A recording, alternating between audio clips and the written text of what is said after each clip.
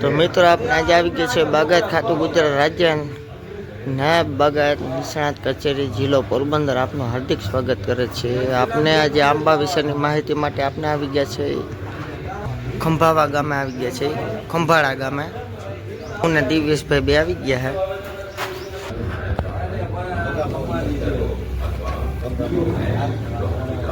માણસ ઘણા આવી ગયો મિત્ર કરીશું, પણ હવે બહુ લાંબો સમય નહીં લેતા કે જે ખરેખર વાત સાંભળવા માટે જે તમે ખ્યાલના આતુરતાથી રાહ જુઓ છો, તો એ આપણે શરૂઆત કરીશું। અને હું આમંત્રિત કરીશ વિજયસિંહ બારડને, બાગાયત અધિકારી સીઓઈ તલાલા, કે જે આપણને જે તમને મૂંઝવતા પ્રશ્નો છે અને જે પોતે સેન્ટર પર કઈ રીતની કામગીરી કરે છે અને આવી એડવર્સ અમુક કન્ડિશન આવી જાય તો પણ આંબાની અંદર આપણે કેવી રીતે સર્વાઈવ। નિયામક શ્રી કચેરી પોરબંદર દ્વારા આયોજિત આંબા પાકમાં વાવેતરથી નિકાસ સુધીના માવજત અંગેનો જે કેરી સંવાદ છે, પરિસંવાદ છે, એમાં ઉપસ્થિત અમારા સંયુક્ત બાગાયત નિયામક શ્રી કચેરીમાંથી નાયબ બાગાયત નિયામક શ્રી દેત્રોજા સાહેબ, કપેડામાંથી અમારા માર્ગદર્શક એવા સુબોધભાઈ શાહ સાહેબ। કેમ કે આ પરિસંવાદ છે એટલે તમારે જ્યાં જરૂર પડે ત્યાં મને જવાબ આપવો પડશે, એટલે ખબર પડે કે દૂધ છે દોણામાં જાય, નીચે નથી જતું, બરાબર ને? સમજાય છે? હા કે ના? ઓકે। તો તમારા જે તાલુકા છે એમાં રાણાવાવ તાલુકામાં ખંભાળા છે, બિલેશ્વર છે, હનુમાનગઢ છે, આસિયાપાડ છે, રામગઢ છે, બોરડી છે, આ આંબાના મુખ્ય પોકેટ છે। કુતિયાણાની વાત કરવામાં તો ઈસુરિયા, દેવડા છે અને ખાગેશ્રી છે, અને પોરબંદરની વાત કરવામાં તો ગોઢાણા, સોઢાણ, કટવાણા અને આંબારામ, આમાં આંબાનું વાવેતર છે। એમાંય ખાસ કરીને હનુમાનગઢ, બિલેશ્વર, સોઢાણા અને ગઢાણા, આમાં જે આંબા છે એ જૂના આંબા છે, બરાબર? એમાં જૂના આંબા, બાકીના જે વિસ્તારો છે એમાં આંબાનું વાવેતર 2 વર્ષ, 5 વર્ષ, 7 વર્ષ જૂનું હશે। તમારા વિસ્તારની વાત કરવામાં આવે તો છેલ્લા 5 વર્ષમાં આ વિસ્તારનો જે વાવેતર વિસ્તાર છે દર વર્ષે વધતો જાય છે। અમારા ગીરમાં અહીંથી ઘણા બધા કલમો લેવા આવે છે, સેન્ટરે કલમો લેવા આવતા હોય છે, એટલે વાવેતરનો વિસ્તાર છે વધતો જાય છે। કારણ કે આ જે વિસ્તાર છે એમાં મગફળીની ખેતી થાય છે, સારા પ્રમાણમાં થાય છે, દાણા છે, જીરું છે, ચણા છે, આવા બધા પાકો થતા હોય છે। પરંતુ હવે ખુલ્લી ખેતીમાં મજૂરોના ન મળવાને કારણે અથવા તો મજૂરી ખર્ચ વધવાને કારણે ખેડૂતો છે આજકાલ બાગાયતી ખેતી તરફ વળતા જાય છે। દરિયાકાંઠાનો વિસ્તાર હોય તો એ નાળિયેરી તરફ વળે છે, અને એનાથી અંદરનો વિસ્તાર હોય કે જ્યાં સારી જમીન છે, રેતાળ જમીન છે, પૂરતું પાણી છે, તો એવા જે ખેડૂતો છે એ આંબા પાકની ખેતી તરફ વળે છે। આપણે સૌ જાણીએ છીએ કે આંબો છે ફળોનો રાજા છે, તો રાજાને રાજા પ્રમાણેની ટ્રીટમેન્ટો માવજત આપવી પડશે। ગીર કેસર કેરી છે એનું દેશ વિદેશમાં બહુ મોટું નામ છે, આપણે સૌ જાણીએ છીએ, પરંતુ એ ગીરની કેસર કેરી પેલા માંગરોળમાં વખણાવતી, ત્યાર પછી વંથલીમાં ગઈ, ત્યાર પછી આપણા તાલાડામાં આવી, તાલાડામાંથી પછી આખા ગુજરાતમાં કચ્છ છે એમાં પણ ખૂબ મોટો 10,000 થી વધારે હેક્ટર વાવેતર છે। હેલો, ઓકે, બેસી ગયા, સમજાય છે ને? જે કંઈ પણ બોલું છું એ સંભળાય છે ને? તો હવે ધીમે ધીમે જે ગીર કેસર તાલાડાનું નામ હતું એ કેસર અત્યારે સમગ્ર ગુજરાતના વિસ્તારોમાં છે એ ફેલાય છે। એમાં પણ જો આપણો આ પોકેટ કહીએ કે બરડા વિસ્તાર, આ તમે જે જગ્યાએ બેઠા છે ખંભાળા ગામ છે, આજુબાજુનો હનુમાનગઢ વિસ્તાર છે, 2019માં હનુમાનગઢમાં તાલીમ રાખેલી હતી, કોઈ ખેડૂત આમાંથી હાજર હતા? હનુમાનગઢ તાલીમ રાખેલી હતી સેન્ટર દ્વારા? નહીં। રાણાવાવ તાલુકાના ખેડૂતોએ સેન્ટરની મુલાકાત લીધેલી છે? કોઈ છે હાજર સેન્ટરની મુલાકાત? નહીં, કોઈ નથી, ઓકે, બિલકુલ। તો સૌ પ્રથમ તમને આ સેન્ટરની વિશે થોડીક માહિતી આપી દઉં, ત્યાર પછી આપણે ટેકનિકલ સેશન ઉપર જઈએ છીએ। બિલકુલ। ખેડૂત મિત્રો, બાગાયત વિભાગ દ્વારા આ જે તાલાડા મેંગો સેન્ટર છે એની સ્થાપના વર્ષ 2012-13માં કરવામાં આવેલી છે। આ સેન્ટર છે એ મુખ્યત્વે કેરી પાક પર કામ કરે છે। 2018 થી હું ત્યાં આંબા પાક ઉપર સંશોધનો વિસ્તરણની કામગીરી સંભાળું છું। આ સેન્ટરનો મુખ્ય ઉદ્દેશ છે કે ખેડૂતોને માહિતગાર કરવા, ખેડૂતોને નવીનતમ ટેકનોલોજી ખેડૂતો સુધી પહોંચાડવી। એના માટે તેને 2 પ્રકારે તાલીમ આપવામાં આવે છે। એક તાલીમ છે એ સેન્ટર પર ખેડૂતોને બોલાવીને આપવામાં આવે છે, અને બીજી તાલીમ ખેડૂતોના ખેતરે અથવા તો ગામડે જઈને ઓફ કેમ્પસ તાલીમ છે એ ખેડૂતોને આપીને માહિતગાર કરવામાં આવે છે કે જે કંઈ પણ દેશ વિદેશમાં અથવા આપણા રાજ્યમાં જે કંઈ કમ્પ્લેન્ટ્સ આવે છે, પરંતુ મૂંઝવણો છે કે જે કંઈ પણ નથી સમજી શકાય, એ વસ્તુ પર છેલ્લે આપણે ફોકસ કરીશું। નેક્સ્ટ જી, બિલકુલ, હા જી, યસ। ખૂબ જ મહત્વની અને અગત્યની જીવાત છે મધ્યો. ડેઘા કહીએ છીએ કે મધ્યો કહીએ છીએ, ગળો કહીએ છીએ, તમે શું કહો છો? મધ્યો. બરાબર છે. તો મધ્યો છે આમાંનો સૌથી મોટામાં મોટો દુશ્મન છે અને લગભગ તમામ વિસ્તારોમાં આવે છે, લગભગ આખા દેશમાં આવે છે, અન્ય દેશોમાં પણ જ્યાં જ્યાં આંબાની ખેતી થાય છે ત્યાં આ જીવાત છે આવતી હોય છે. તો આના નિયંત્રણ માટે આપણે શું કરીએ? દવાનો છંટકાવ કરીએ. બરાબર છે. ક્યારે કરીએ? આવે ત્યારે. બરાબર છે. હવે આ જીવાત છે એનું મુખ્ય કામ છે કે આંબાનો જે મોર નીકળે છે અને મોર નીકળે એ મોરમાંથી જે કે પણ સુવાસ પ્રસરે છે ત્યારે એ એક્ટિવ થાય છે, મતલબ કે એનો ઉપદ્રવ વધે છે. મોરમાંથી એક પ્રકારનું જે રસ જે ચૂસે છે અને એ ચૂસી અને એ પાછળથી એક ગળિયો પદાર્થ છોડે છે, મધ જેવો, અને એને કારણે પાન પર છે એ કાળું આવરણ થઈ જાય છે, ફૂગ થઈ જાય છે અને પ્રકાશ સંશ્લેષણની જે ક્રિયા છે એ મંદ પડે અને છોડ છે એ મુરઝાય, ફળનો વિકાસ ના થાય, મોર કાળો પડી જાય, ફળ કાળા પડી જાય, ખરી પડે, ઘણા બધા નુકસાની થાય. હવે આ જીવાતના નિયંત્રણ માટે થઈને આપણે ફ્લાવરિંગ પર અત્યારે સ્પ્રે કરીએ છીએ. ઇમિડાક્લોપ્રિડ છે, સોલોમન છે, થાયોમેથોક્સામ છે, ફિનોબ્યુકાર્બ છે, મારા કરતા તમને વધારે ટેકનિકલોના નામ આવડતા હશે. એ બધી દવાઓનો આપણે ફ્લાવરિંગ ઉપર છંટકાવ કરીએ છીએ. પરંતુ ખેડૂત મિત્રો, અહીંયા જે ફ્લાવરિંગ છે નવેમ્બર 15 નવેમ્બર પછી આવતું હશે મારા ખ્યાલ પ્રમાણે. બરાબર છે. 15 નવેમ્બર પછી મોરની શરૂઆત થતી હોય છે. તો મોર આવ્યા પહેલા એટલે કે ઓક્ટોબર મહિનામાં આપણે 1 થી 2 સ્પ્રે આના નિયંત્રણ માટે થઈને થડ અને ડાળીઓ પર કરી દઈએ તો આ જીવાત છે એનો ઉપદ્રવ ફ્લાવરિંગ પર રહેતો નથી. હવે ઓક્ટોબર મહિનામાં આ જીવાત છે સુષુપ્ત અવસ્થામાં થડ પર, ડાળીઓ પર કે જ્યાં સૂર્યપ્રકાશ નથી પહોંચતો એવી જગ્યાએ ભરાયેલી છુપાયેલી હોય. તો આપણે ગુજરાતીમાં કહેવત છે કે દુશ્મન હોય ને એને ઉગતા ડામવો. તો આ દુશ્મન છે એ ઓક્ટોબર મહિનામાં થડ, ડાળીઓ, તિરાડો, ખાખવા નીચે પડેલા છે એવી જગ્યાઓમાં છુપાયેલી ભરાયેલી હોય છે. તો ત્યારે 1 થી 2 સ્પ્રે આપણે કોઈ પણ જૈવિક દવા, નીમ ઓઇલ છે કે બ્યુવેરિયા છે અથવા તો પ્રોફેનોસાઇપર છે કે ઇમિડાક્લોપ્રિડ છે, એવી કોઈ પણ દવાઓનો છંટકાવ કરીશું તો એનું નિયંત્રણ થઈ જશે. ફ્લાવરિંગ ઉપર જેટલા બને એટલા ઓછા છંટકાવ કરવાના છે. આની પાછળનું મુખ્ય કારણ શું છે કે જેટલો આપણે મોર ઉપર, ફ્લાવરિંગ ઉપર વધારે છંટકાવ કરીશું એટલા આપણા જે મિત્ર કીટકો છે કે જે ફલિનીકરણનું કામ કરે છે, પરાગનયનનું કામ કરે છે, એમાં મધમાખી છે, ઘરમાખી છે, અન્ય બીજી જીવાતો જે ફાયદાકારક જીવાતો એ પણ નાશ પામશે અને એ નાશ પામશે તો આપણી કેરીનું સેટિંગ થશે નહીં, બંધારણ થશે નહીં. એટલે ફ્લાવરિંગ ઉપર જેટલા બને એટલા ઓછા છંટકાવ કરવાના છે. અથવા તો જ્યારે મોર નીકળે છે 1 થી 2 ઇંચનો મોર થાય ત્યારે આનો છંટકાવ કરી દઈએ તો પણ આનું નિયંત્રણ છે થઈ જશે. ફ્લાવરિંગ ખુલી ગયા પછી 15 થી 20 દિવસ સુધી આપણે કોઈ જ છંટકાવ કરવાના નથી, કીટકનાશક દવાઓના ખાસ કરીને. બીજું મિલીબગ આવે છે તમારા વિસ્તારમાં, આંબામાં ચીટકો કહીએ છીએ. અમુક આંબાઓમાં આવે છે, અમુક જગ્યાએ આવે છે. બહુ ઓછા પ્રમાણમાં આ જે જીવાત છે એ જોવા મળતી હોય છે. તો મિલીબગ છે એ આમ તો કપાસની જીવાત છે, સીતાફળની જીવાત છે, જાસૂદની જીવાત છે કે આ પાકોમાં પુષ્કળ પ્રમાણમાં આવતી હોય છે, પણ અમુક અંશે જે આંબો છે એમાં પણ જોવા મળતી હોય છે. તો આ જીવાતના નિયંત્રણ માટે થઈને આપણે એનું થડ હોય છે, એ થડ ઉપર આપણે સેલો ટેપ લગાવી દઈએ ને સેલો ટેપ ઉપર આપણે ગ્રીસ લગાવી દઈએ તો એના જે બચ્ચા છે કે ઈંડા છે ઉપર જતા અટકે છે. કારણ કે આના જે બચ્ચા છે અને ઈંડા છે જમીનમાં હોય છે, એટલે જમીનમાંથી ઉપર ન જાય, એ કીડીઓ માટે ઉપર જતા હોય છે ઝાડ ઉપર અને પછી ત્યાં રસ ચૂસી એને નુકસાન કરતા હોય છે. તો એ ઉપર ના ચડે એના માટે થડ ઉપર આપણે સેલો ટેપ કે પટ્ટી લગાવી દઈએ અને પટ્ટી 2 થી 3 ઇંચ બોડી પટ્ટી લગાવીને ઉપર ગ્રીસ લગાવી દઈએ તો એ બચ્ચા છે ઉપર જશે નહીં ને નુકસાન કરશે નહીં. અને જો ઉપર આવી ગયા તો પછી આપણે ઇમિડાક્લોપ્રિડ જેવી દવાઓમાં સ્ટીકર નાખી અને દવાનો છંટકાવ કરીશું તો આ જીવાતનું સારી રીતે નિયંત્રણ મળી શકશે. ઓછો ઉપદ્રવ છે, કોઈ વધારે ચિંતા કરવાની નથી, આ જીવાત મેજર નથી. જો આવી રીતે અહીંયા બતાવેલું છે કે આવી રીતે તમે મોટો આંબો હોય તો આવી રીતે બેન્ડ છે લગાવી શકો અને એ બેન્ડ ઉપર છે તમે ગ્રીસ લગાવી દો તો ત્યાંથી કોઈ બી વસ્તુ ઉપર, કોઈ પણ જીવાત ઉપર નહીં ચડી શકે જે નીચે તૈયાર થતી હોય છે એ જીવાતો. યસ, આ ચાલુ વર્ષે આ જીવાતનો ઉપદ્રવ અમારા વિસ્તારમાં ખૂબ વધારે જોવા મળ્યો છે, જેને મગિયા ઈયળ કહીએ છીએ કે આંબા નીકળે અને અંદર ઈયળ હોય, અથવા તો નીકળતો હોય આંબો અંદર ઈયળ આવી જાય એટલે મોર છે આમ બેન્ડ વળી જાય, વાંકો વળી જાય, દાણો બંધાઈ જાય તો એની અંદરથી પણ ઈયળ નીકળે છે. આ જીવાત છે અહીંયા છે. ઓકે, મોર હુકાઈ જાય, મોર વાંકો વળી જાય, મોર નમી જાય, મોરની અંદરથી રસ ઝરે છે. આ બધા પ્રશ્નો છે એ આ જીવાતના કારણે થાય છે, એને કહેવાય છે મગિયા ઈયળ. તો આ મગિયા ઈયળના નિયંત્રણ માટે થઈને જ્યારે મોર નીકળતો હોય ત્યારે આપણે નીમ ઓઇલનો ઉપયોગ કરી શકીએ. આના જે ફૂદા છે એને પકડવા માટે થઈને એક આપણું તગારું હોય એમાં પાણી ભરીએ, એની ઉપર ઓઇલ નાખી દઈએ અને લેમ્પ મૂકી દઈએ તો રાત્રિ દરમિયાન આના જે કંઈ પણ ફૂદા છે કે એના જે પુખ્ત કીટકો છે એ એમાં તગારામાં આપણા પાણીમાં આવી જશે અને નુકસાનકારક જીવાત છે કે જે થડમાં પ્રવેશે છે, ડાળીઓમાં પ્રવેશે છે અને આખા આંબાને સૂકવી નાખે છે.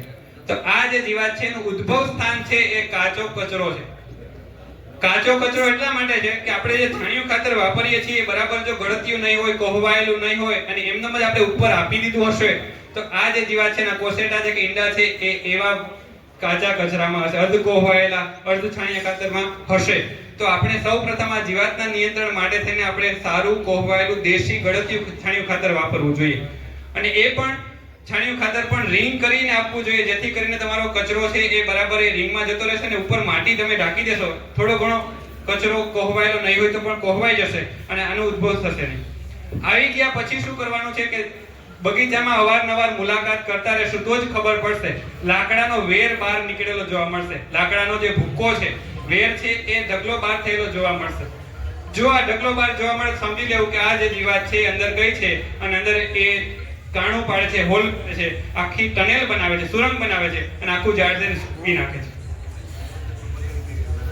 તો આ જે ટનેલ બનાવી છે એમાં સળીઓ નાખવાનો છે, અંદર ને અંદર મરે તો એવો પ્રયત્ન કરવાનો છે અને જો અંદર ના મરી શકે તો ધૂમ્રશીલ જે ગેસ વાળી દવાઓ આવે છે બરાબર, એવી મોનોક્રોટોફોસ છે કે ક્લોરોપાયરીફોસ છે એવી દવાઓ રૂમાં લેવાની છે. રૂ હોય ને કોટનનું આપણું કપાસનું રૂ, એમાં લઈ અને અંદર દવા દેવાનું છે રૂ સળિયા થી ધક્કો મારીને અને ત્યાર પછી એને ભીની માટી વડે એ હોલને બંધ કરી દેવાનું છે. એ બંધ કરશો એટલે અંદર ગેસ થશે ને ગેસ થઈ ગુંગળાઈને આ જીવાત છે એ મરી જશે. જો યોગ્ય સમયનું નિયંત્રણ કરવામાં ન આવે તો આખો જ આંબો છે એ સુકાઈ જશે તમારો અને પછી એ બીજા આંબામાં જશે, ત્રીજા આંબામાં જશે. અમારે કચ્છમાં સૌથી વધારે કોઈ જીવાત અસર કરતી હોય તો આ છે, કારણ કે ત્યાં 15 બાય 15 ફૂટે વાવેતર છે અને 15 થી 20 વર્ષ જૂનું વાવેતર છે. સૂર્યપ્રકાશ મળતો નથી, જમીન પર પણ પડતો નથી કે ઝાડ પર પણ પડતો નથી. આના કારણે આવી જે જીવાતો છે એના પ્રશ્નો છે વધતા હોય છે.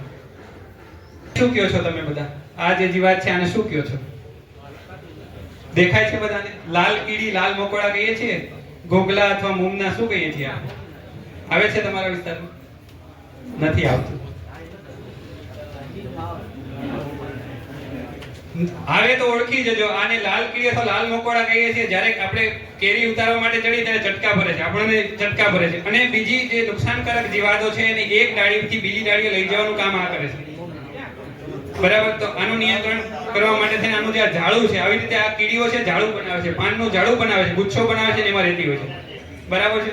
તો આને નિયંત્રણ કરવા માટે થઈને પણ આપણે લીમડાયુક્ત દવાનો ઉપયોગ કરી શકીએ. આવા ઝાડા ન બને એના માટે તેને કાળજી રાખીએ અથવા આવા ઝાડા બને તો એને તોડી નાખીએ તો નિયંત્રણ થઈ જશે. લાલ કીડી અથવા લાલ મકોડા કહીએ છીએ. નેક્સ્ટ ઉધઈ તમારા વિસ્તારમાં થોડી ઘણી આવતી હશે. જમીન રેતાળ રહી એટલે ઉધઈ આવે છે, રાફડો થઈ જાય છે બરાબર છે. તો ઉધઈના નિયંત્રણ માટે થઈને આખું એક સામાજિક ઇન્સેક્ટ છે બરાબર, આખી કોલોની હોય છે, એમાં અંદર આખો એનો પરિવાર હોય છે, વર્કર્સ હોય છે, સોલ્જર હોય છે, કિંગ હોય છે બરાબર. તો આના નિયંત્રણ માટે થઈને આપણે પિયત આપી શકીએ અને પિયત સાથે ઈપીએન નેમાશક્તિ જૈવિક નિયંત્રક છે કે જે લીમડા આધારિત દવા છે નેમાશક્તિ કરીને પિયત સાથે જો નેમાશક્તિ આપીએ તો આ ઉધઈનું નિયંત્રણ થઈ શકે. મેટારાઇઝમ આવે છે, મેટારાઇઝમ એની સપ્લી જૈવિક નિયંત્રક આવે છે, ઉધઈ માટે ખૂબ સારું કામ કરે છે.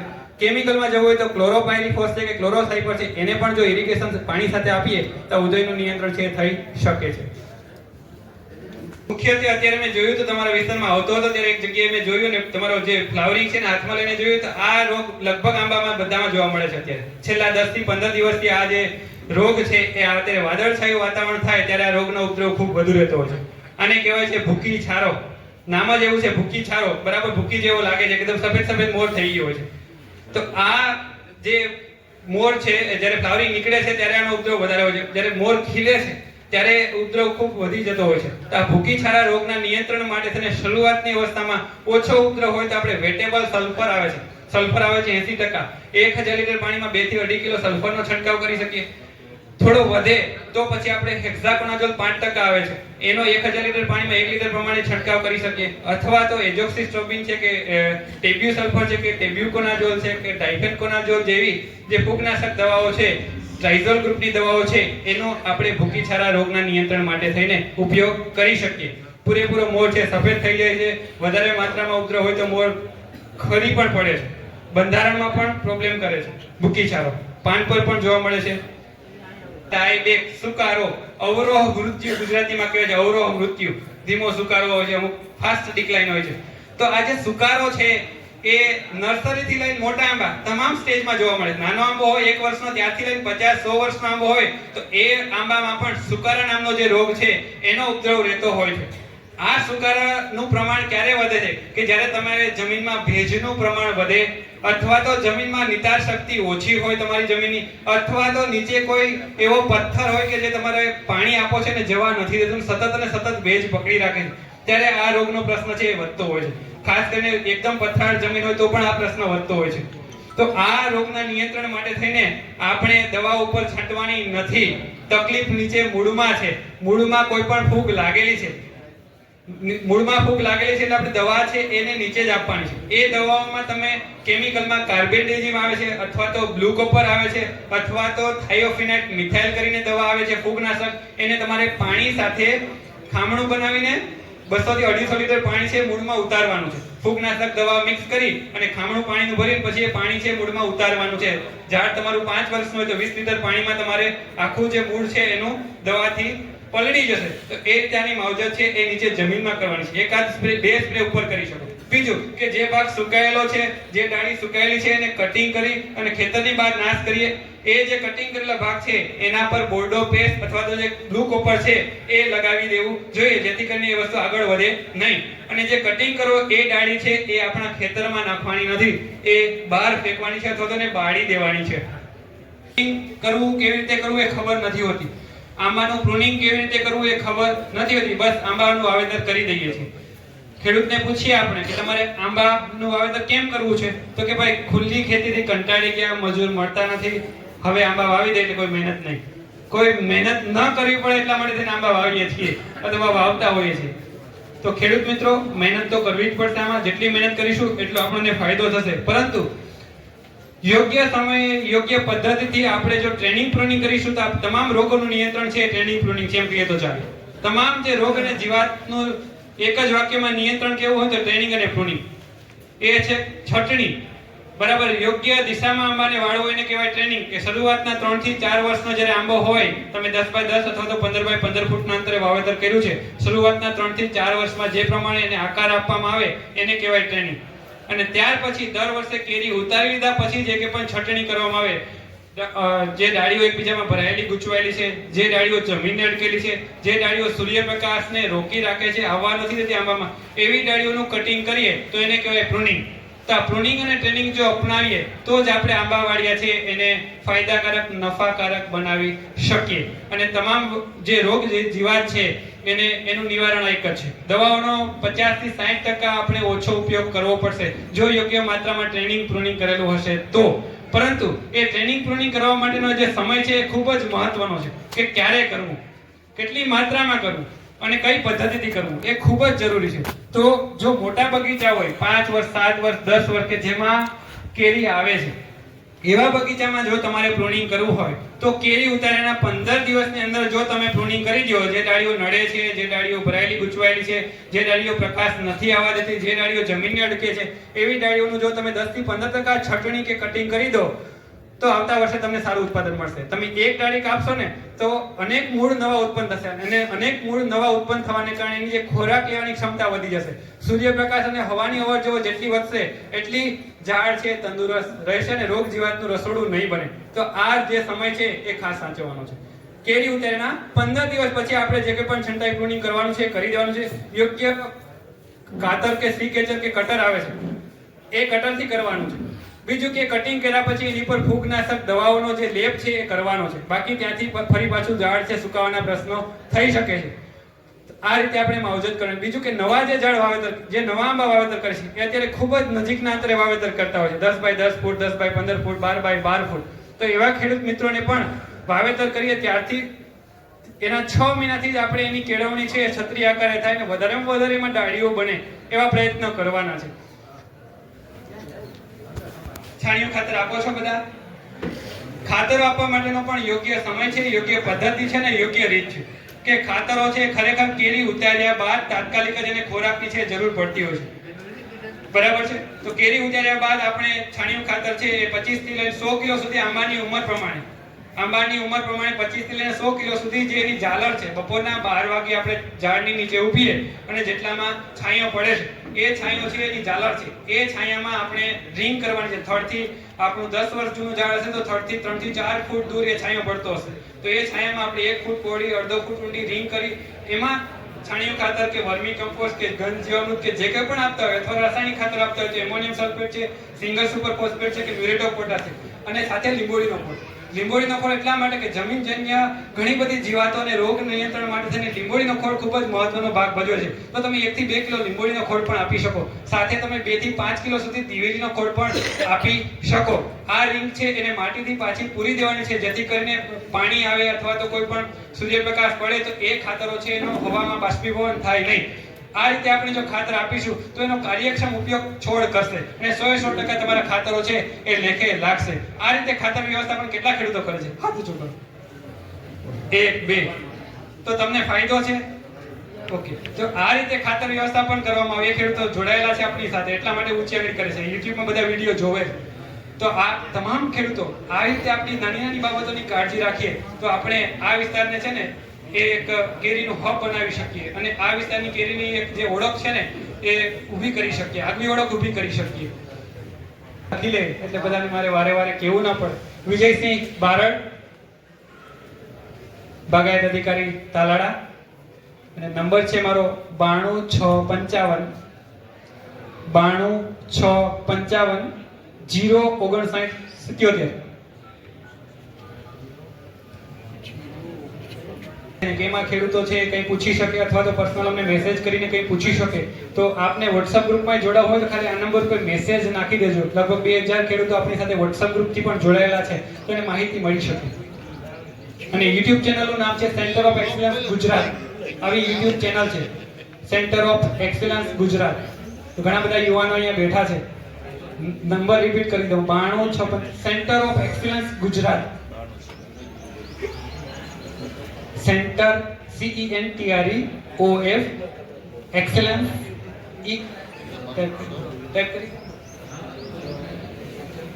બતાવી દો સીધું પેલામાં નેટ ચાલુ હોય તો. આ ચેનલ છે બરાબર, આની પર તમામ વિડીયો છે કે તમારે વાતાવરણ બદલે ત્યારે શું કરવું, કેવો રોગ આવે ત્યારે કઈ કાળજી રાખવી, પાણી. તો મિત્રો મસ્ત મજાની મિટિંગ હતી. મિટિંગમાં ઘણું જાણવા જોયું ને જમવા જોયું ને તમારે જો આવા વિડીયો જોવો તો આપણી ચેનલને લાઈક શેર અને સબસ્ક્રાઈબ કરી લેજો, જેથી કરીને નવા નવા વિડીયો જોવા મળતા રહે. અને આપણે આવી ગયા હતા ખંભાળા ગામે, જો આવી ગયા હતા માણસો પણ 500-600 જણાની સંખ્યામાં હતું. મિટિંગ જોરદાર હતી. તો વિડીયોને આપણે અહીંયા જ એન્ડ કરીશું. ચાલો ટાટા બાય બાય.